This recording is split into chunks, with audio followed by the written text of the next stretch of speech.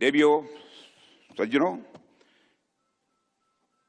यह बात ध्यान देने वाली है कि हमारी सरकार ने कई पड़ोसी देशों से धार्मिक उत्पीड़न से बचने के लिए वर्ष 2024 तक भारत आए अल्पसंख्यक समुदायों के सदस्यों को बिना पासपोर्ट के भारत में रहने की अनुमति दी है।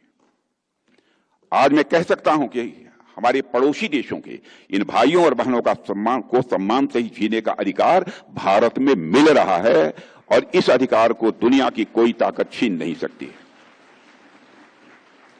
और मैं यह भी कहना चाहूंगा कि पड़ोस के कई देशों में अल्पसंख्यक समुदाय वर्षों से यातना झेलता रहा है।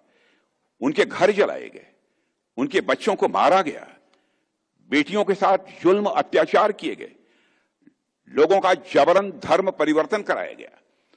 उनमें से कई लोग जब किसी तरह अपनी जान बचाकर भारत आए तो तुष्टीकरण करने वाली पूर्व की कई सरकारों ने भी उन्हें जो राहत देनी चाहिए, राहत देने की बात तो दूर, उनके साथ जिस तरीके का व्यवहार किया गया उसकी जितनी भी निंदा की जाए वह कम है। एक खास समुदाय के वोट बैंक को केवल खुश करने के लिए उन्हें अपना अपमानित किया गया, जलालत उन्हें झेलनी पड़ी।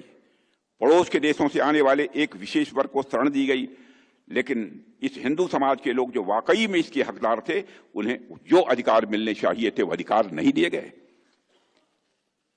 उनके कष्ट को जो समझा जाना चाहिए था, जिस संवेदना के साथ समझा जाना चाहिए था, वह नहीं समझा गया। लेकिन इस पीड़ा को किसी ने समझा तो हमारे प्रधानमंत्री नरेंद्र मोदी जी ने समझा।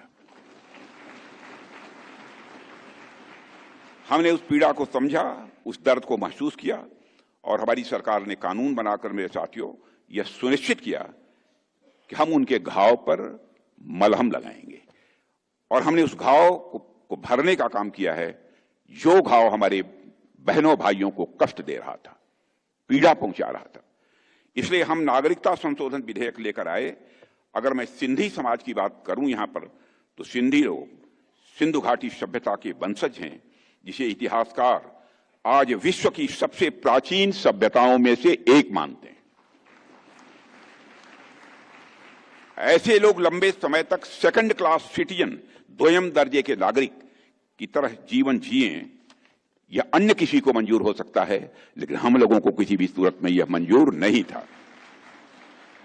भगवान झूलेलाल जी ने इस सौभाग्य को हमें दिया, मेरे बहनों भाइयों, कि हम अपने बहनों और भाइयों के लिए यह शुभ कार्य कर पाए।